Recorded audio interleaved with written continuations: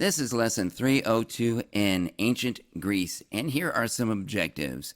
Some essential questions are: how did geography affect Greek civilization? How did the Greeks influence the development of Western culture? Who were the important Greek philosophers, and what did they believe? And finally, how did Athens and Sparta compare? You got two very powerful, very influential city-states in Greece, and they couldn't be more different. First of all, what things will the classical empires of our new unit have in common? Well, whether you're talking about Greece's Alexander the Great, or the Roman Empire, or the Persian Empire, or the Moira and the Gupta empires of India, or the Qin and the Han dynasties of China, all classical period empires, all of these had vast, complex empires and large bureaucracies. So the question is, what's a bureaucracy? Well, a bureaucracy is an organization made up of many departments and divisions that are administered by lots of people. City Hall, that's a bureaucracy. This school is a bureaucracy. So what did the classical empires inherit from those earlier River Valley civilizations? Number one, they inherited the desire to centralize and gather their authority and their power into one place. The River Valley civilizations wanted to centralize and consolidate their power and their authority, but their geographical barriers, such as violent, unpredictable rivers, mountains, deserts, seas, these often stopped them and kept them to a level of just beyond that of independent city-states. To the extent that these river valley civilizations could form centralized governments, they did. For example, the Nile River Valley. That went all the way with centralized authority because the Nile River was conducive to that purpose. And also, smaller, localized empires emerged for limited times in Mesopotamia. Empires like Akkad and Babylon and Assyria. And of course, the Hittites had a pretty nice empire. But these later classical civilizations that we're going to study now developed innovations that enabled them to overcome these geographical barriers. And these included such innovations as a unified currency, such as metal coins, where everybody knows how much everything is worth. Everybody can agree on the price. Number two, an extensive engineered road system, such as the Roman road. Number three, more efficient phonetic writing systems. Number four, more representative and inclusive government systems, such as democracy and republicanism. Five, more just and more fair legal codes and rules of law that we will see in, for example, the 12 Tables. And number six, the institution of cultural and religious tolerance like Persia and Rome and the Moira and the Gupta had. All of these innovations fostered greater trade, which meant more prosperity and greater unity across cultures and languages. I mean, if we go back over this list again, look at the things that seem to foster trade, to help trade. And remember, trade brings wealth and prosperity and affluence and security. A unified currency, that's going to facilitate trade. Well-made roads, that's going to facilitate trade. An efficient phonetic writing system for doing bills of sale and recording transactions, that's going to help. And so a lot of these are going to facilitate greater trade. And these classical period innovations are going to make vast empires maintained by large, complex bureaucracies possible.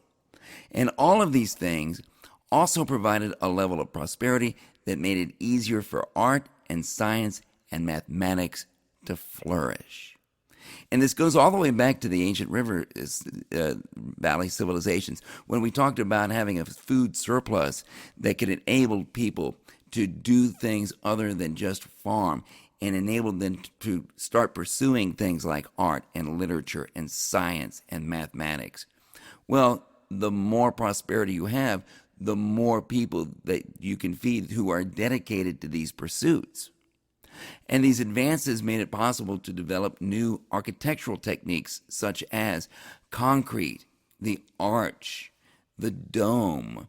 I mean, what is it about an arch that is so advanced? When you put an arch in a wall, if you make that arch correctly, that wall is still just as strong, even though it has a big, huge hole in it that people can just walk right through, and it uses less material. And an arch is kind of a two-dimensional thing, but if you take an arch and you make it 3 dimensions, now you have a dome. And so these architectural techniques made it more practical, made more useful infrastructure such as roads, aqueducts, coliseums, canals, walls, etc. And we see this happening within roughly the same time frame in Greece, Rome, Persia, India, and China. So as we move forward, keep all of these things that you're learning about in that context. So how did geography affect Greek civilization? Look at this map of Greece.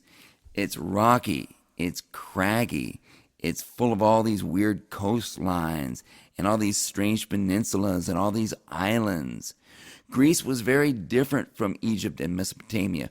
Greece is not a river valley civilization. There are no major rivers. There are no deserts. Mountains and isolated valleys and seas and lots of peninsulas and islands abound. And these geographical barriers made it difficult to unite Greece. So independent city-states emerged. Now there was a common Greek culture, a common Greek religion, a common Greek language, but each city-state was unique in many ways. Let's begin with the earliest. How about the Minoans? From the Minoans came the legend about the half-man, half-bull monster called the Minotaur. And these were the earliest Greek civilization, and they were on the island of Crete. And they lasted from about 2700 BC to about 1450 BC. The Minoan civilization flourished in the Middle Bronze Age on the Mediterranean island of Crete, and it was divided into 3 periods: early Minoan, middle Minoan, late Minoan. And the basic takeaway from that is it lasted a really long time. And you can see where Crete is right here on the map because I circled it. And we've got a painting that shows their favorite sport right there on the bottom left. The Minoans were known for trading. They were known for bronze, especially bronze weapons. And like the Indus River Valley civilization, they were also known for their bathrooms and drainage. So here is an artist's rendering of what seems to have been the Minoans' favorite sport, bull jumping. We don't know anything about their technique. We don't know how they did it, but it must have been very dangerous and must have taken tremendous athletic ability. Unfortunately, what we know about this civilization is extremely limited because we can't read their writing. The Minoans suffered a catastrophic collapse around 1450 BC. Historians believe that it was caused by one of 2 things. It could have been a serious volcanic eruption on the island of Thera that plunged a lot of their infrastructure underwater. Also could have been an invasion from mainland Greeks by a people known as the Mycenaeans.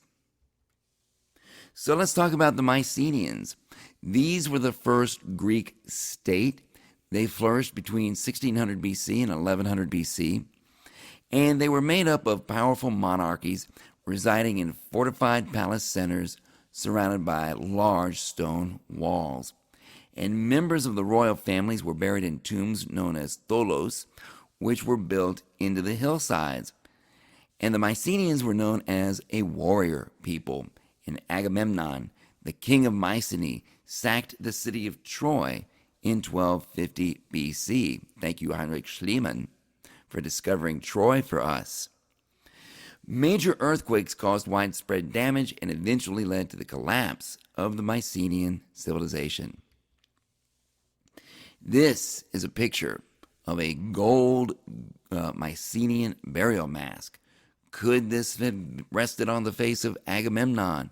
Not likely, but it's fun to think it was possible. The Greek religion, they were polytheistic, just like the other civilizations that we've talked about. They worshipped many gods, such as Zeus and Athena. So, the two Greek city-states that are very far apart, Sparta and Athens, two very different ways of life. On the Sparta side, they tended not to engage in trade. They had the strongest army, and it was a land army. They distrusted outsiders. They had very little interest in art or culture of any kind. These things were not important to Spartans. Women, ironically, had more freedom in Sparta than they had in Athens. And Sparta had a government system that we haven't seen yet. It was not a monarchy, it was an oligarchy. Sparta would have two kings. One king would be out in the field leading the army, the other king would be at home managing things there. Then you look at Athens. Athens was close to the coast, and trade was very important to Athens. Instead of a strong land army, they had a powerful navy. Athens, the Athenians believed in a well-rounded education, and they experienced a cultural golden age. And now we get a new form of government that we haven't seen before, democracy, rule by the people. Well, maybe.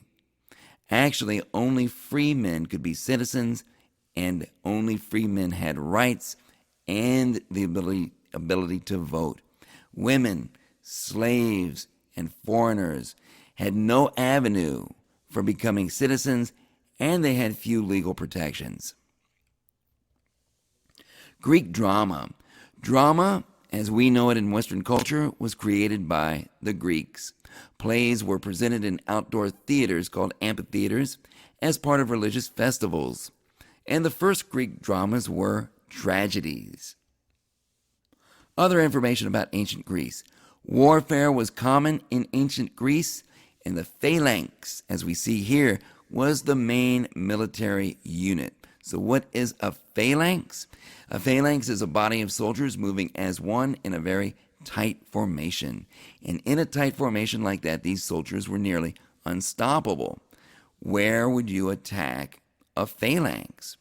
In fact, there's only one thing that can really go up against a phalanx, and that's another phalanx.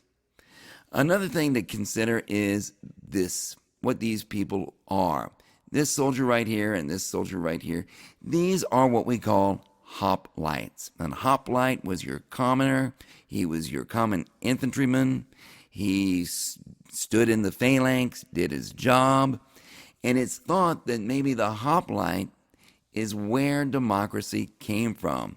At some point, perhaps the hoplites told their leaders, we're not going to do any more fighting for you until you involve us more, give us more participation, more inclusion into the way things are run around here. So the hoplite could be where democracy actually began. The land in Greece could not really support large-scale farming, so trade was vital to the Greek economy. Greek city-states adopted different systems of government. When you have all these various different city-states, then it's kind of like northern Italy in the Renaissance. All these various city-states are kind of like a petri dish in a laboratory. There's lots of different opportunities to try lots of different things in terms of government. And so this is where democracy evolved, rule by the people, rule by the citizens. And this is where oligarchy came in, rule by a few people.